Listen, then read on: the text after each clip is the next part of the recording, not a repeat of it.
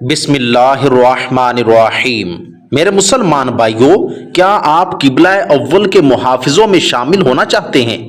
خیبر کے قلعوں میں پناہ لینے والے یہودی کھانے پینے کا سامان لے کر ہمارے پیارے نبی کریم صلی اللہ علیہ وآلہ وسلم کے جانے کے منتظر تھے۔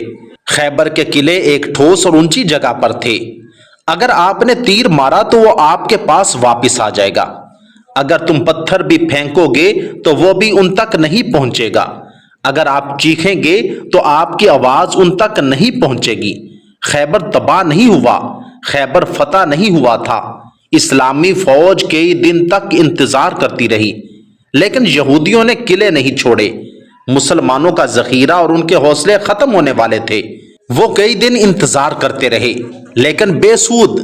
اس طویل انتظار کے بعد ہمارے پیارے نبی کریم صلی اللہ علیہ وآلہ وسلم نے ایک حکمت عملی تیار کی۔ کھجور کے سب درخت کاٹ دیے جائیں، خیبر کے یہودیوں کی معیشت ایک ایک کر کے منقطع ہو جائے گی، ان کی قسمت ٹوٹ جائے گی، ان کا مستقبل اکھڑ جائے گا، کیونکہ یہودیوں کے لیے پیسہ، دولت اور خوشحالی سب کچھ تھا۔ لیکن جیسے جیسے درخت کاٹے گئے، یہودی تباہ ہوتے گئے۔ درختوں کے کٹ جانے کے بعد یہودیوں کے یہاں رہنے کا کوئی فائدہ نہیں ہوگا۔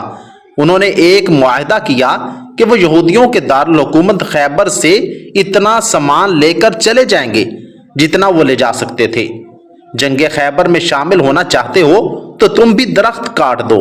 آج اگر تم لعنت بھیجو گے تو صہیونیوں تک تمہاری آواز نہیں پہنچے گی، پتھر پھینکو گے تو اسرائیل تک نہیں پہنچے گا، اگر آپ تیر بھی ماریں گے تو وہ تل ابیب تک نہیں پہنچے گا۔